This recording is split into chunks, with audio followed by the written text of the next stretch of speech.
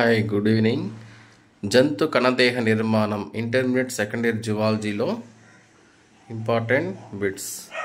First bit, Marie Francois Xavier చార్ట్ పరిశోధిత అంశాన్ని గుర్తించండి. ఏ. నవీన కణజాల శాస్త్ర మరియు వ్యాధి విజ్ఞాన శాస్త్ర పితామహుడు. బి. కణజాలం అనే పదాన్ని మొట్టమొదటిగా ఉపయోగించిన వ్యక్తి. సి. వ్యాధులు మొత్తం అవయవాలను కాకుండా కణజాలాలని కూడా దాడి చేస్తాయి. ఇతను ఫ్రాన్స్కు చెందిన శాస్త్రవేత్త. ఇక్కడ ఈ 4 అంశాల్లో ఆయన పరిశోధన చేసిన అంశాన్ని గుర్తించండి అంటే దీని ఆన్సర్ ABCD అన్నీ. Okay, so Marie Francois Xavier చార్ట్ ఇది ఎలా గుర్తుపెట్టుకుంటారు? MPJC అలా గుర్తుపెట్టుకోండి. మ్యారీ ఫ్రాంకోల్స్ జీవియర్ చార్ట్. ఓకే, ఇతను ఏం చెప్తున్నాడు అంటే నవీన కణజాలము మరియు వ్యాధి విజ్ఞాన శాస్త్ర పితామహుడు.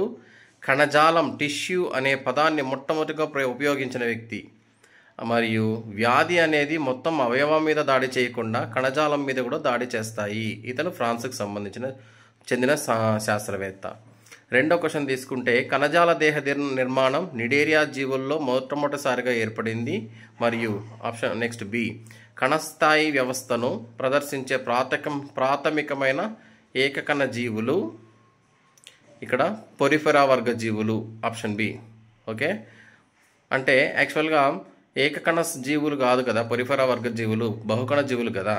సో ఇక్కడ ఈ 2 అంశాల్లో సరైనవి గుర్తించండి అంటే ఏబీలు 2 సరైనవి. సో మొట్టమొదటిగా అకశేరుకాల వర్గీకరణ తీసుకున్నట్లయితే పొరిఫెరా వర్గ జీవులు మొదట ఏర్పడతాయి. ఇందులో కణస్థాయి వ్యవస్థీకరణ ఉంటుంది. నెక్స్ట్ నిడేరియా లేదా సిలింటరేటా అంటారు. ఇందులో కణజాల స్థాయి మొట్టమొదటిసారిగా కణజాల స్థాయి వ్యవస్థ అనేది ఏర్పడింది. నెక్స్ట్ థర్డ్ క్వశ్చన్ తీసుకున్నట్టే నిజ కణజాల రహిత జీవులు. క్లియర్గా తెలిసిపోతుంది పొరిఫెరా వర్గ జీవులన్నీ కూడా నిజ కణజాల రహిత జీవులు.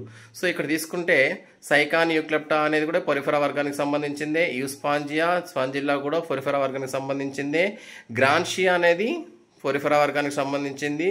మరి పైజేలియా మాత్రం నిడేరియా వర్గానికి సంబంధించింది.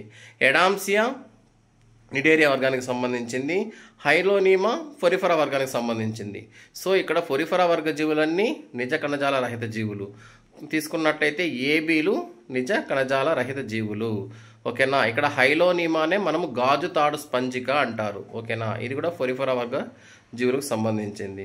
సో ఇది మొదటి జంతు దేహ నిర్మాణం మొదటి పేపర్లో అంటే ఫస్ట్ పేజ్లో జస్ట్ ఒక పారాగ్రాఫ్లోనే ఈ విధంగా బిట్స్ అనేది ఫామ్ చేసుకోవచ్చు. సో ఇది ఓకేనా. Thank you.